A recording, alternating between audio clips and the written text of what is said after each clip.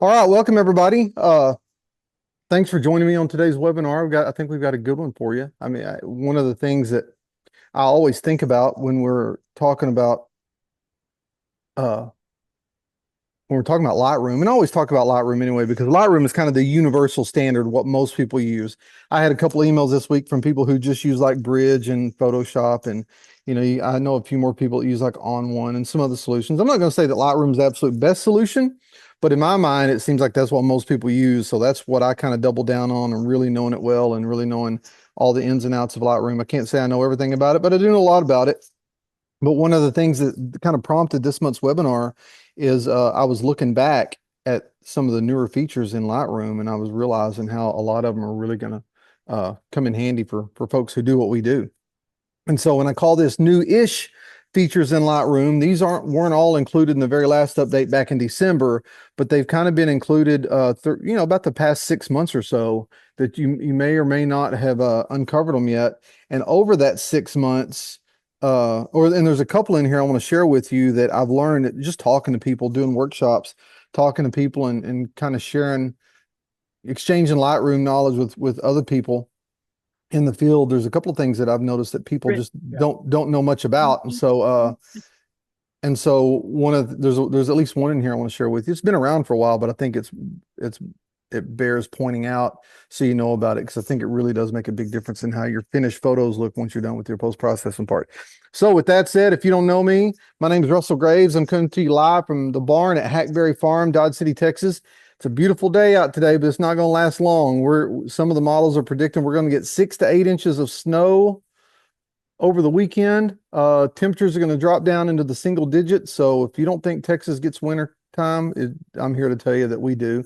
Never lasts very long, because by the middle of the week, we're going to be back into the 40s and 50s. But at least this weekend coming up, it's going to get pretty rough for a while. And I think my wife and I were making a plan this morning about needing to go to town and make sure we've got everything sort of ready for the event. Because when you live in the country and you get storm events like this, whether it's a winter storm or spring storm, you got to be ready, because we're usually the first ones to lose electricity and the last ones to get it. So with that said, after this is over today, we're going to start squirreling around and making sure we get all of our stuff together and and get ready to go.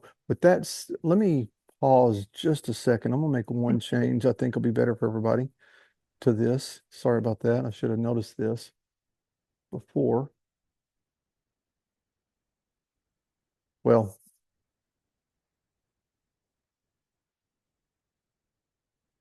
hang on one second, please.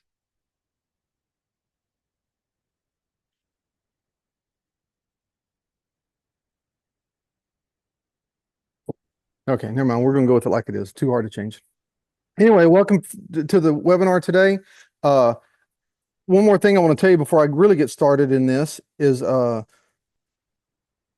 kind of evaluated how I've done live presentations before in the past, and not the live presentations in general, but just how I show different things on Lightroom, and looking back at them, I realize sometimes it's hard to follow because you can't hardly see the mouse, and it's not the ideal.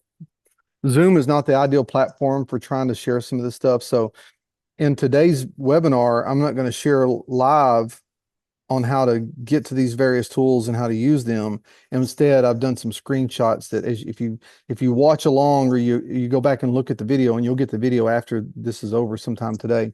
But if you watch the video along, this will guide you right to where you need to be. And I think it's going to be an easier way for you to follow what I'm doing. And then again, go back if you're going to rewatch the video and learn it all over again. So, with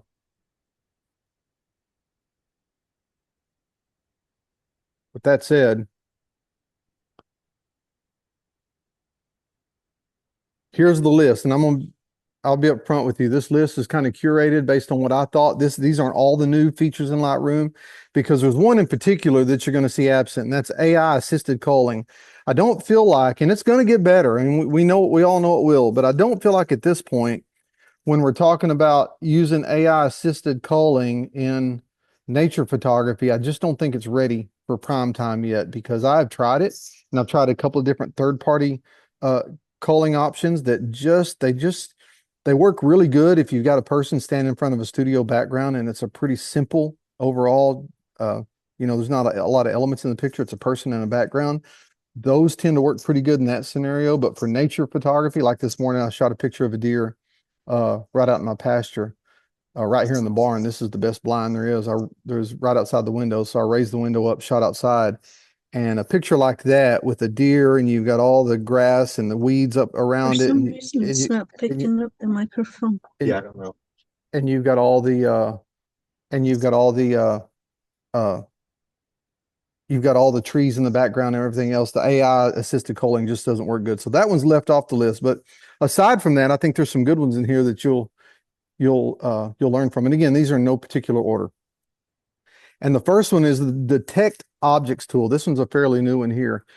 And so if you look in your develop module, and you know everyone's seen this pane off to the right hand side, it's an AI powered feature within the remove tool. And I've found this works pretty good. And the way it works is that when you select an object, if that object has a shadow or reflection tied to it, it does a pretty good job of finding everything associated with that object you're trying to get rid of. I'll show you an example here in a minute. And so what it does is once you make a simple selection of, let's say, a stick in the water, then it'll find that reflection and it'll include that in the place it's trying to doctor for you. And I mentioned this already. It works really great when there's a shadow or reflection coming from the subject and you're trying to remove all of it. And so this is a picture I shot in Bosque del Apache back in December. And if you notice there on this picture, the red is all the places what I did was just mask everything. And this is where it gets a little hard to show, but I masked everything that was sticking out of the water, and automatically, because I use that detect object function, automatically it selected not only I selected what was out of the water, it went ahead and found everything associated with that object that's sticking out of the water in the reflection, and then selected it as well. So just those little things like that, even though I could have masked the whole thing, if you've been watching very many of my webinars in the past, you'll know that I'm a big fan of doing all the little things you can to save time. In the end, it's this detect object feature. It's accurate, but it's also going to save you a lot of time because, believe it or not, just moving that mouse over and over and over again. And I'm not going to go over it on this one because I've shared it so many times in the past on these webinars, but just a couple of seconds it takes, that 2 seconds at a time, aggregated out over 50 or 60,000 images you may look at a year or mess with a year or even over 10 years. That's real time that adds up. So just the fact that you click that detect object, all you have to do is select the object you want to remove. It looks for shadows or it looks for reflections after that. Huge time saver. And I'm a fan of that feature so far.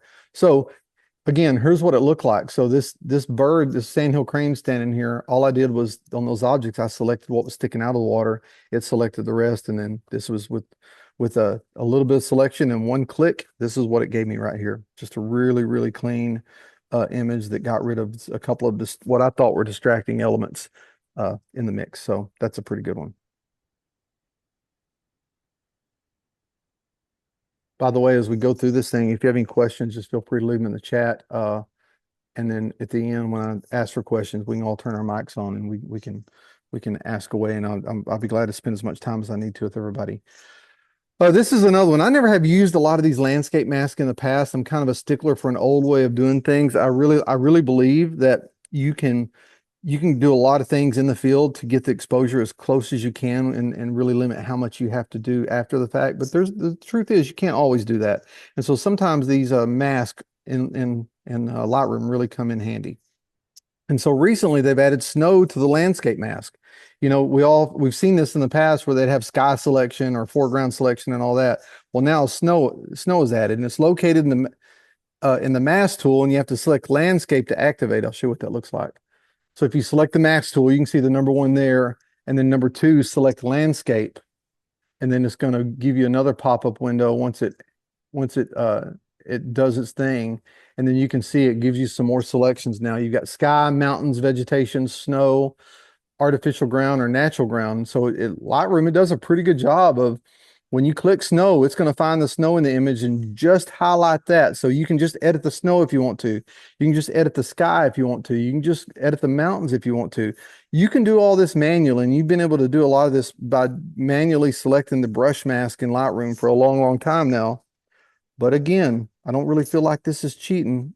It's just saving you time in the end from having to go back and paint in those areas by hand and try to follow those edges. I'm terrible at that. As much as I've done it in the past, as much as I've used both Lightroom and Photoshop, I'm still terrible at following edges and getting these masks perfectly. But with these, not only snow, I mean, snow is just the newest one, but with these different landscape mask options, the AI versions within Lightroom do a pretty good job of identifying it. And again, here's your step-by-step instructions. In the develop menu, you select the masking button, which is number 1 on this list.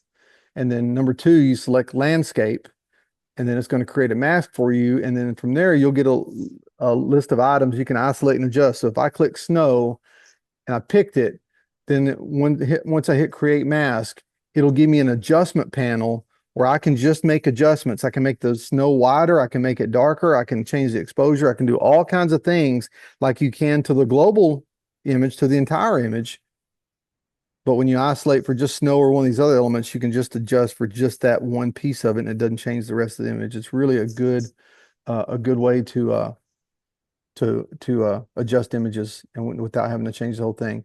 This is a shot I took in Grand Teton National Park. This is one of those places that's not, I mean, if you know where it is, it's a pretty cool spot. You can get those curved roads leading right to the mountains, but it's not one of the better known places I've found out. But it's just, it gives you such a different view of the Tetons, and those are the main mountains right there you're looking at. But I found this, I was just kind of browsing through pictures last night, looking for pictures to include in this. And this is the snow mask I made. So you can see it just found the snow, and it's got a couple of gaps that you can go in and adjust it. But it found the snow in the image. I didn't make any changes to it after that, but it found just the snow in the image. And then from there, you're able to make the adjustments just in the snow. If you wanted to, you can make the adjustments in the foreground. You can make another mask for the foreground, make adjustments there. You can make another mask for the sky and make adjustments there. Just gives you another tool in your toolbox to be able to, again, with the interest of saving time and being able to get from your raw image to your finished JPEG in the end and be able to go through all those steps as quickly and as efficiently as you can. I think it's a wonderful tool for including into your future workflows.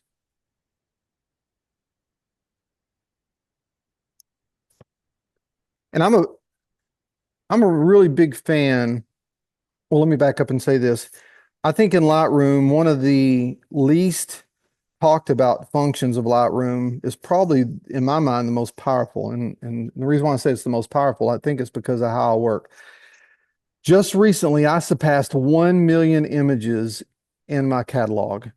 And I still, even though I've changed my business model and I don't shoot as much commercial work as I used to, and I still do a lot of magazine work. I don't do as much as I used to, but I still do a fair amount, and still, still involved in stock photography and all those other things that you do to kind of keep that part of the business going. It's always been real important to me to, if I wanted to find an image, I could find it. So I think one of the most important functions of Lightroom is its catalog ability and its database ability and its ability to, when you're looking for a particular picture, if you've got a good front end, if you've created a good organizational system in the front end, it gives you all kinds of tools to be able to filter out images and look for them. In essence, you're looking for a needle in a haystack, but with these filter options, you're making each subsequent haystack a little bit smaller. So in the end, any one of 1 million images, and I did it last night. I would think of an image I'd want to use in this presentation. Few clicks, maybe about a minute. At the very most, 2 minutes later, I could find that image just by some back end work I did. Got another webinar on that. You can find it. I think it's called Managing Your Digital Portfolio or something like that. But anyway, it's always good when they give you more ways to choose, and that's what they've added in Lightroom is they've put some more filter options in the attributes tab. And then so in the library module, you can find it actually in a couple of places. You can find it in the thumb up at the top toolbar, and then in the bottom, and this is in the thumbnail view. In the bottom, there's a pop-up window that you can click at the bottom. I'll show you a bigger screen in a minute so that it makes more sense. But it's both in the library module, because the library module is just that. Imagine yourself in a library and you're looking through all the books trying to find one. And that's why they named the library module in Lightroom the library module, because that's the library you're going into to look through all the pictures.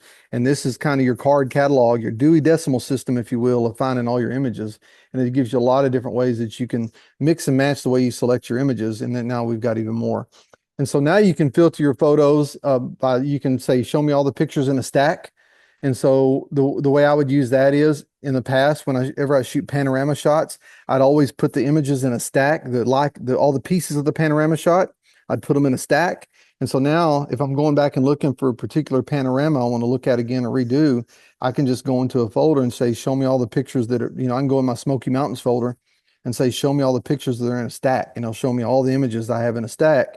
And then I can go back and be able to find it like that. Uh, Previously exported, that's a big one too. I've used a lot. The previously exported, if you've worked on an image and you think it's good and you've exported it out to get a print made or put it in a presentation or do something else, it keeps a log of that and it knows all the pictures you've exported. So you can go back and if you've got 5 pictures you're looking at and you're trying to decide for the best one, you can't remember the one you used the last time, you can say, okay, but the 5 pictures I'm looking at of this deer, show me the one I exported, and it'll show you that one you exported.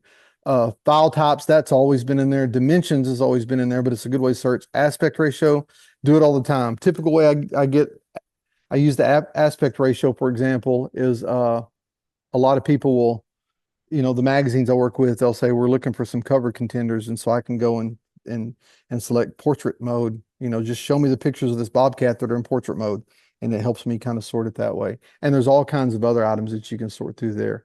And so if you look, this is kind of full screen again. You look at it in the thumbnail view like we're looking at here, and then in the upper right are some of the new ones. They've got now that pictures that you put comments in the back end of, or pictures that have been exported, not exported, pictures that have been edited, not edited. You can sort by the editing time, the editing amount. There's all kinds of different ways you can sort your images, and you can mix and match all of them. So the best thing to do is, if you've never used this before, trying to find an image, get in there and play with it and start developing your own sort of workflow on how you can find your images. Yeah, if you notice there, all these tools are kind of replicated. They're at the top and they're at the bottom. You can find them in a lot of different places, and it works really, really, really well.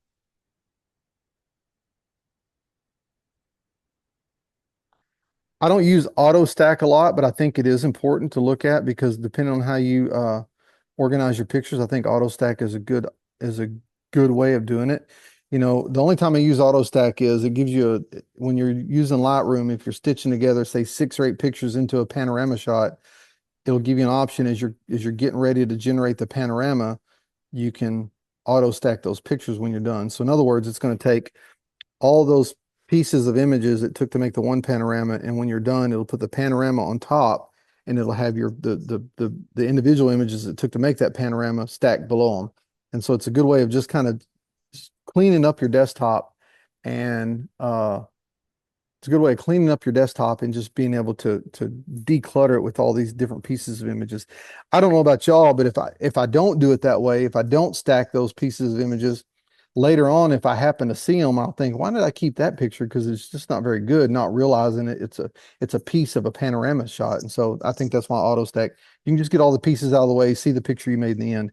But now I'm kind of intrigued, and this is what I've got to think about to try to use it. They've got some more auto stack options. So in the library module, in the photo menu, you click stacking, and I'll show you this again on full screen so it makes more sense. And when the auxiliary menu opens up, you can click auto stack. So from the thumbnail view like this, if you can either go up to photo in the menu and photo and then find it, or you can right click it.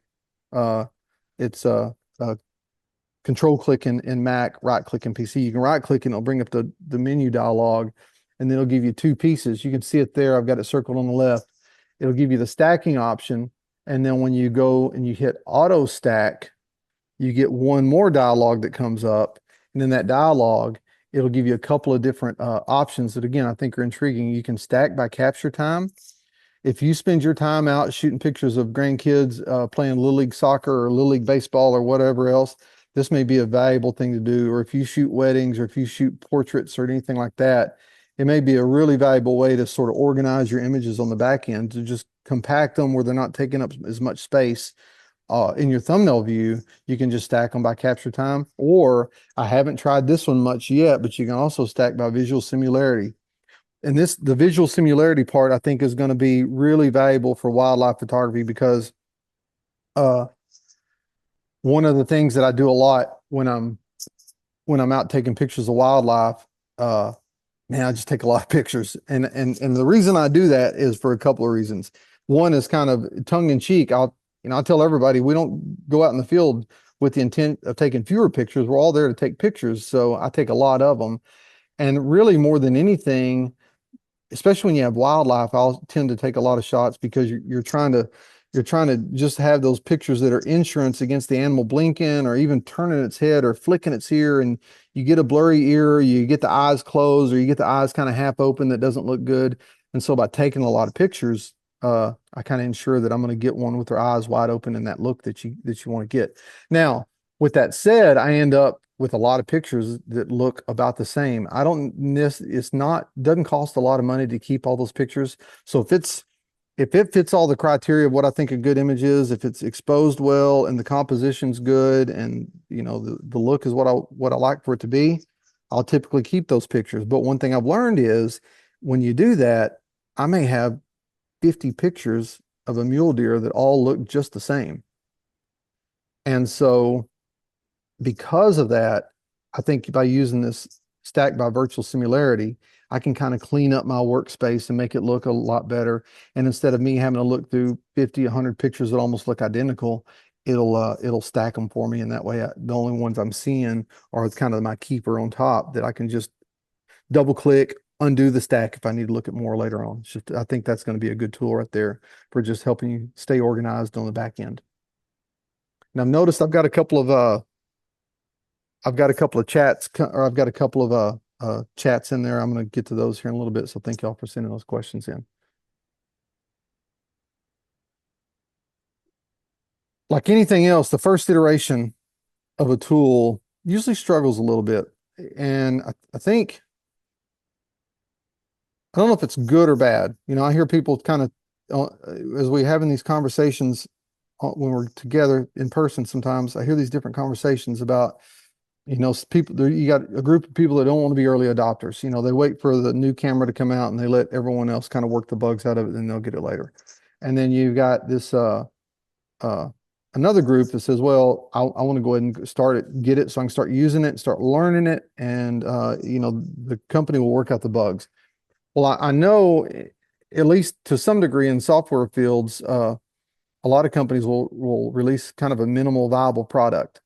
Just they want to get something out there that works because they can be among the first to do it, and they can get it out there and people can start trying it out. And more than anything, they can work out the bugs in real time and get people's feedback in real time. And that's kind of changed over the past few years. And used to, when it was a once a year update with Lightroom, they wait once a year, they do all their beta testing and then get it out and do some minor enhancements. But now it seems like they're releasing stuff and then constantly doing updates to what they've released. Well, one of the things they've updated on generative removed, it's been enhanced. It's not only been enhanced on its accuracy, but it feels like it's been enhanced on its speed as well. It's just a little faster than what it used to be, and that's a good thing. I'm kind of the opinion now where Lightroom has made some changes to it, and I'll get to some of those changes in a minute. Have made changes where it almost makes the use of some of these third-party software solutions irrelevant. I know in the past, to really get good generative AI, to be able to just get rid of objects in an image you don't want to, what I used to have to do not too long ago was just export it to Photoshop, clean it up in Photoshop because Photoshop did such a better job, and then import it back into Lightroom. Well, now Lightroom is, I think, about as good as what Photoshop is, and so I'm pretty comfortable and pretty confident to say that. And I think I think they're really doing a good job there. And so you can find that tool again. Number one, in the edit button in the middle of the tools, and then click the generative mode. And then so here's a picture I want to show you an example of. And by the way, when you click the generative mode, you notice I still had it detect objects and then use generative AI. The cool thing about using this through Lightroom with Photoshop, you've got to use credits. With Lightroom, at least for now, you don't have to use those generative AI credits to be able to do some of these things. So anyway, I've just got those two buttons checked. And then this is a picture I worked on again last night. This is a bobcat picture I took about a mile from my house here. A beautiful female bobcat, of all the bobcat pictures I've ever taken before. this is probably my favorite. Just beautiful light. It was a January day. She came walking out right in front of me, and I was in a ghillie suit. If you don't know what a ghillie suit, it's those real stringy looking camouflage suits that snipers wear that you can flat disappear in. So I was in a ghillie suit along this game trail, and she came walking out. And the minute I took the first picture, she looked right at me like that. And I've always liked this picture, and I like it how it is. Honestly, I've got no problem with the picture how it is. But then last night I was thinking about this picture and thought, I wonder how it would look if we were just to kind of clean up some of the sticks around it. And so this is where this generative AI sings. I was kind of curious. So these are the sticks I took out. I'll go back one. So there they are. And then I painted over where I wanted the generative AI to clean up for me. And the one I was worried about, because if you look at her back, it kind of overlaps her back a little bit. And I'm thinking, okay, that when I do this, it's going to take a chunk out of her head and it's going to take a chunk out of her back. I I anticipated all those stalks that were in the grass. It was going to work fine, but those two I was kind of worried about. And this is where the enhancements come into play.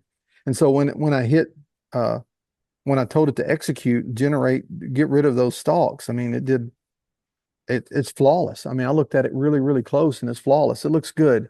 And so if you haven't been using generative AI in Lightroom in the past, I'd encourage you to do it now, because again, with every new iteration they put out and these enhancements were in the last update, I just think it gets so much better each and every time. And now, at first it was a tool that works sometimes. I think now it's a tool that works every time, especially when we're talking nature photography, when everything's not always perfect and you don't always have good hard clean edges, and just the whole scene can be messy.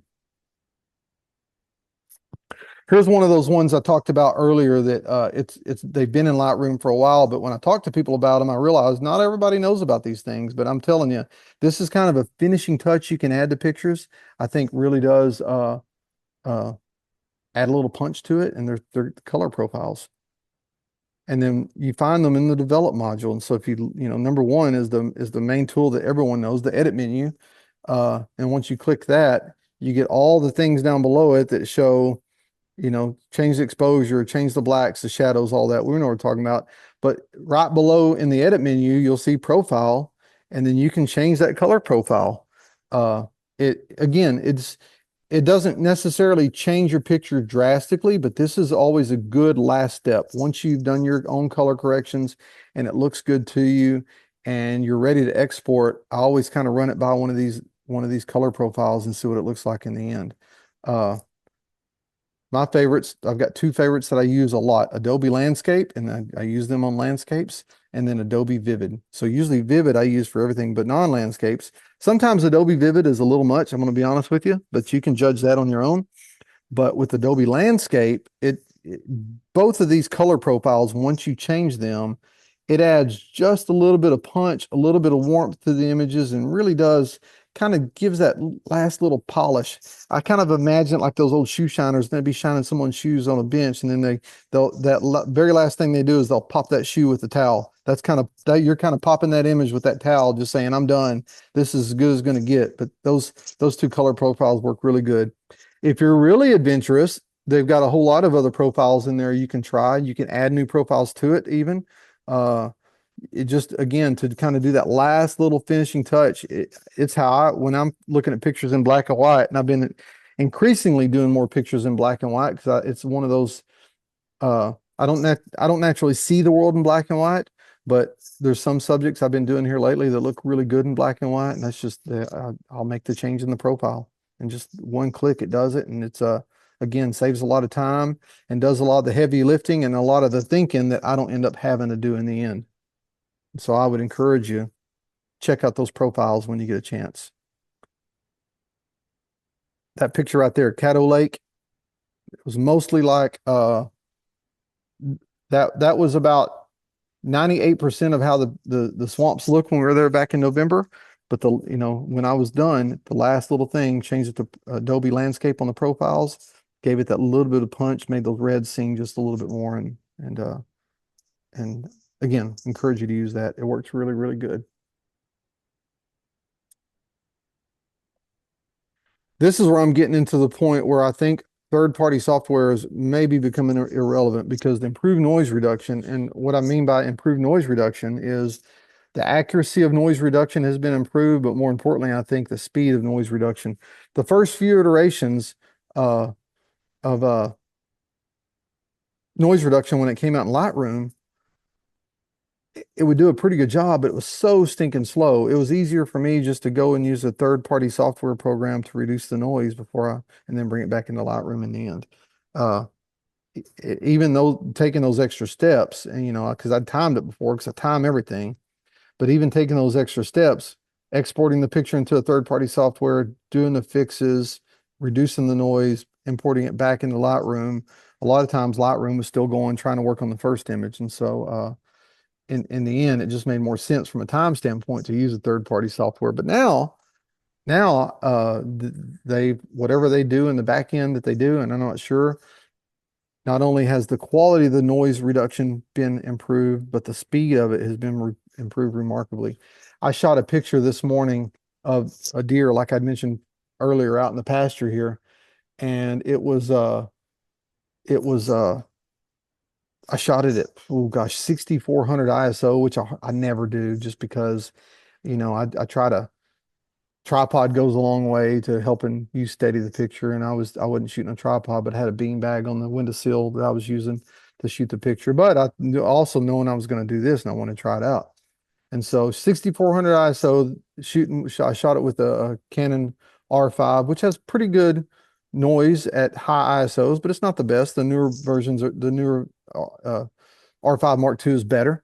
The newer cameras are better at reduced noise reduction, but I ran that through it and it just took just a few seconds and it looked great. I mean, yeah, I guess you could really zoom in on it and start picking it apart. But the way we look at pictures, on your screen, full screen or on your phone or wherever else, for those uses, it looked fine. And so, and that's a testament to what Lightroom is doing on the denoise. So where you find it in the develop module, if you scroll down and you find the little drop down menu, it's in the detail menu.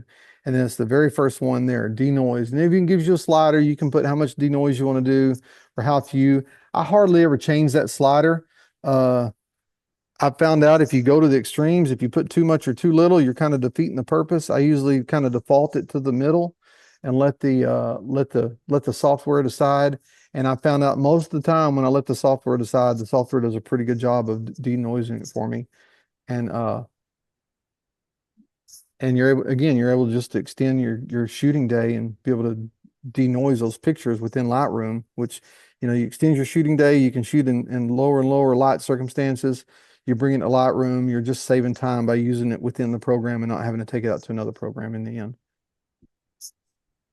And this is a tool I really haven't started using a lot yet, but it's again, I don't want to pick on this other software company because they're revolutionary, but we all know of another company that kind of has the same thing.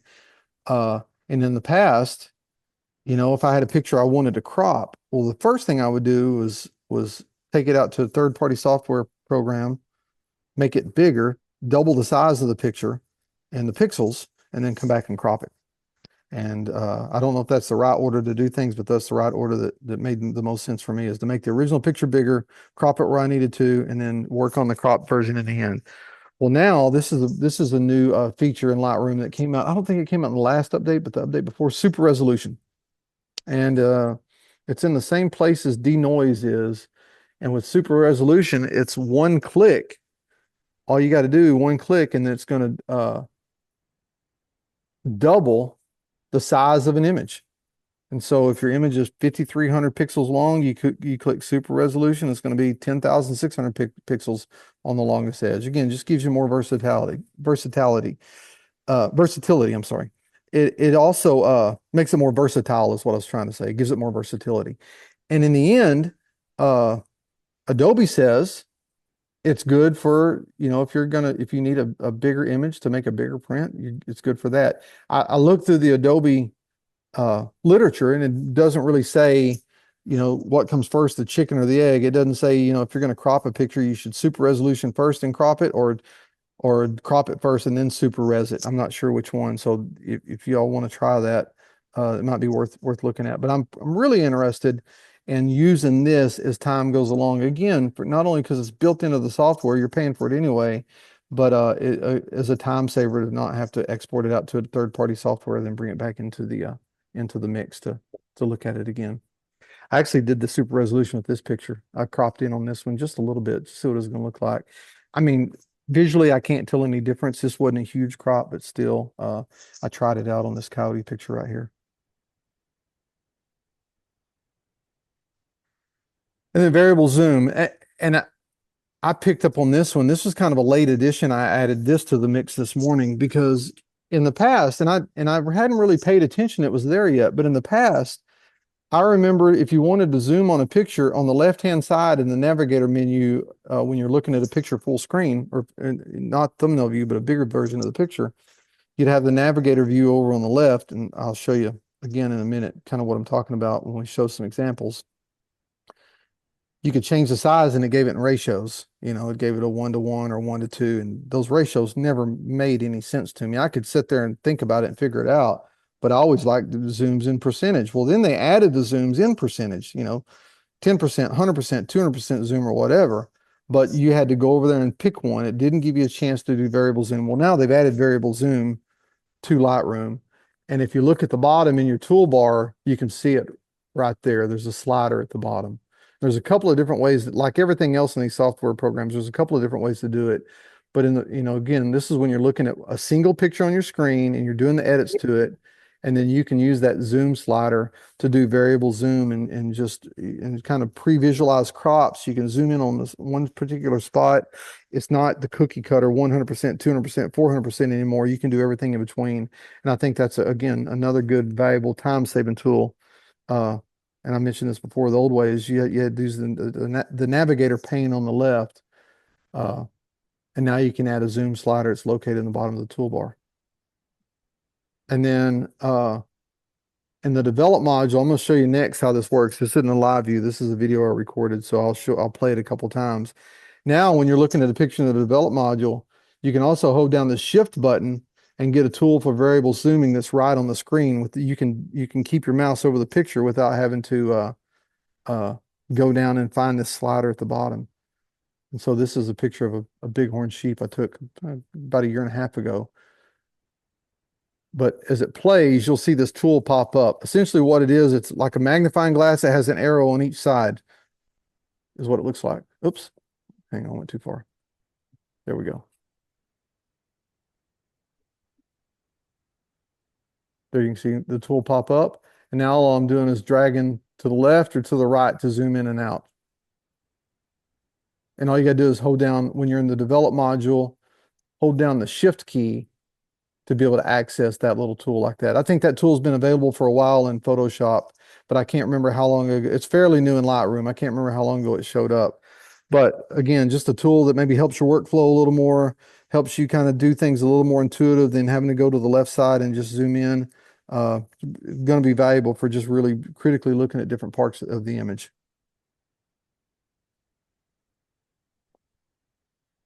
And then dust removal. I think this dust removal tool is going to be big. It's fairly new, but I think it's I mean, we've always been able to spot out dust, but it's been kind of treacherous and tenuous and arduous and every other kind of word I can find in my internal thesaurus to think of. It just wasn't easy in the past. You could always go out and spot out dust. But I remember in the earlier days, and I've still got these pictures in my library, the earlier days of Lightroom or of digital photography, when they didn't have these self-cleaning sensors. And, and we've all been there before. If you've been taking pictures very long, if I could see a show of hands, I know a lot of y'all would raise your hands, but you would go out and take pictures of particularly landscape, and you'd get back and there'd be 500 dust spots in the image. And it was just such a pain to go and get every one of those dust spots on every single one of the images. And then the cameras started, at least Canon, started putting a, kind of a dust delete function in there where we'd try to spot it for you. There was never an easy way of doing it. Well, now Lightroom has improved this where now it's a one-click dust removal. And where I think it's going to be big for me is before digital, I spent the first, almost 20 years I was doing photography from about the time I was 17 until I was, let me think, 20, till I was 35, shot film. And so I'm in the process of going back and scanning all of my old slides and digitizing all of them. The problem with that is if you're going to do it right, you got to go and really meticulously clean every single slide, which would take forever. And so instead, I just look at the slide. If it looks clean, I pop it in there, pop it in the slide holder, take a picture of it, move to the next one. I'm just trying to do it quick. Well, as I've been looking at all these pictures, there's a lot of dust on them that I just didn't see. Well, with this dust removal tool, not only are you able to do it quickly with one picture, you can batch do it with a lot of pictures, and just it looks at each individual picture on its own, and it removes the dust based on what's in that particular picture. It just doesn't pick these one random spots on the first picture and apply it to everything else.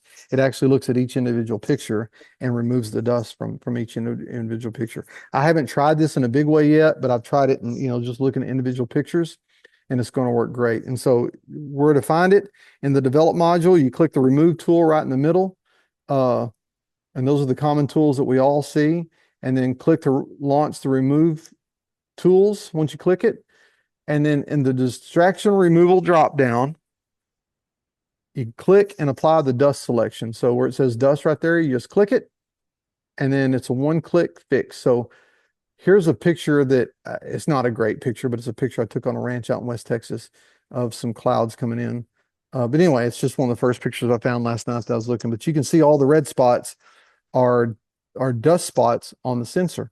And that dust spot that's on the right, kind of that half circle shape, that thing is still on that sensor. And I've tried to clean it a million times and I just move it around. I can't get rid of it.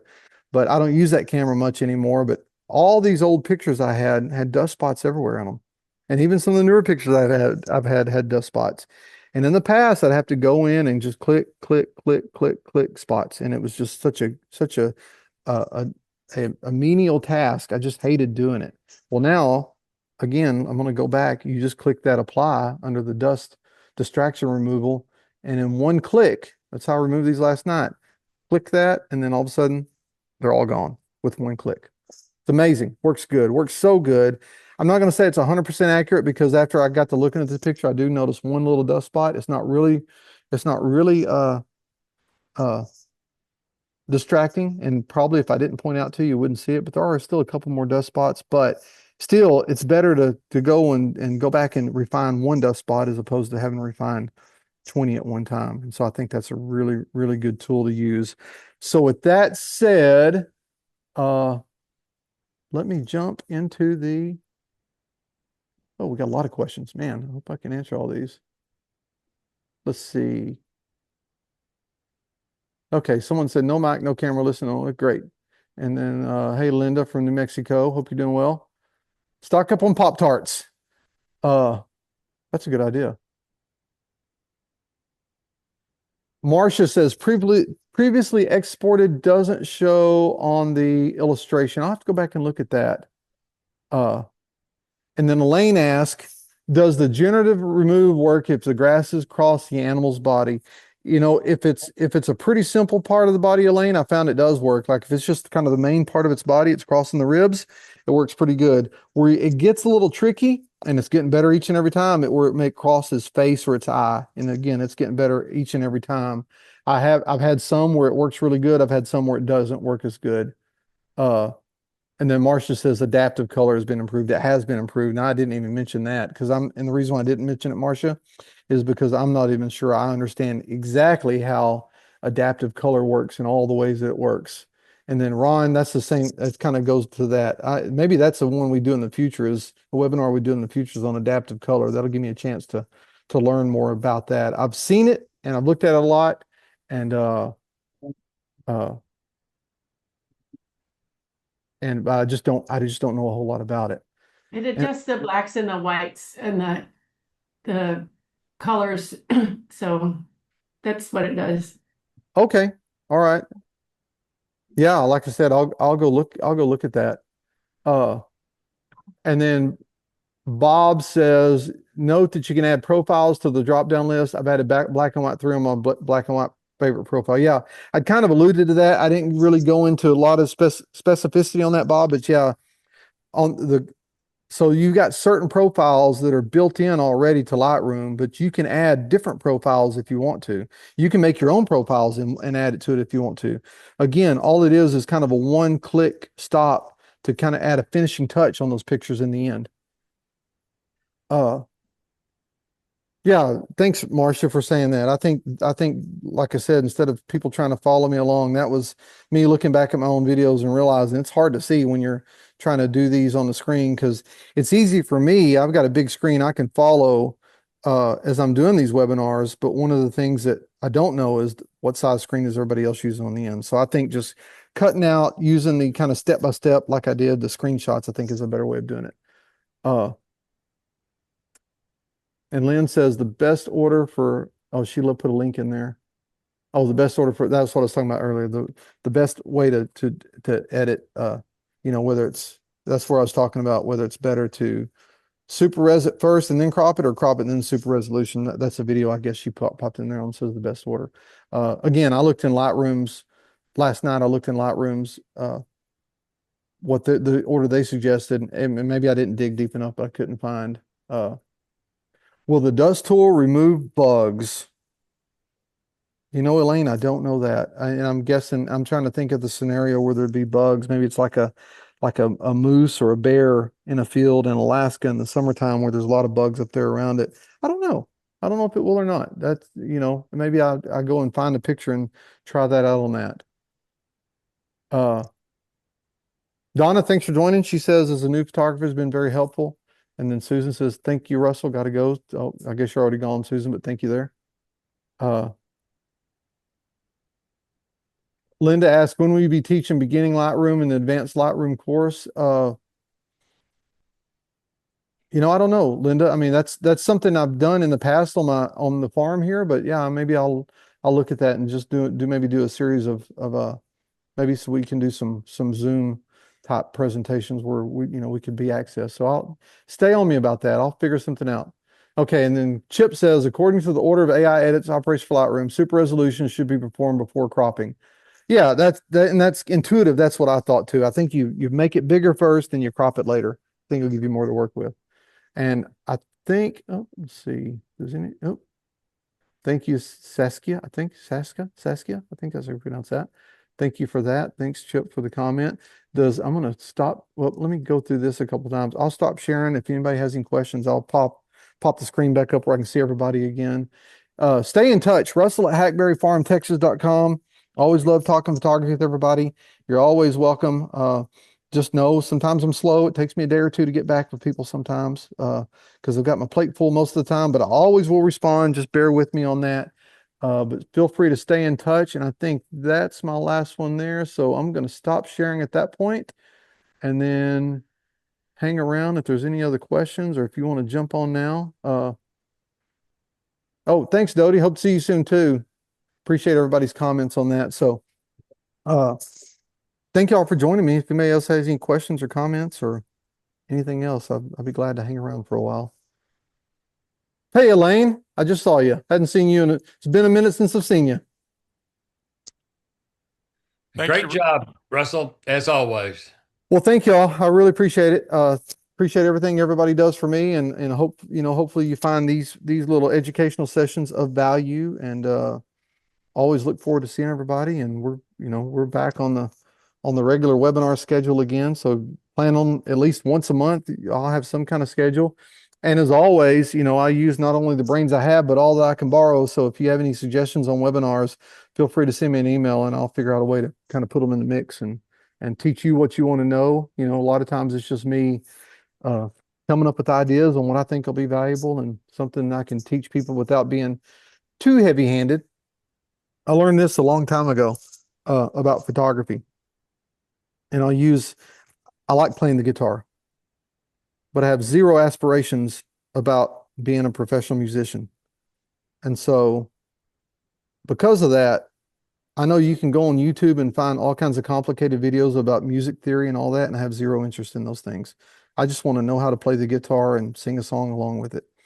And I think with photographers, it's kind of the same way. I think there's some who really aspire to be professional, and you can make this discipline as technical as you want to make it. But I think most people just want to learn, how can I go out on my own, or how can I go out on the workshop and I can maximize my time while I'm out, come home and be able to do minimal work on it and get good pictures in the end. And so that's kind of the middle part I strive for, of trying to share that with people. So appreciate all y'all's input. Appreciate everyone joining me today, and stay tuned. You will get meeting notes in the end, and you'll get a replay of this video pretty soon.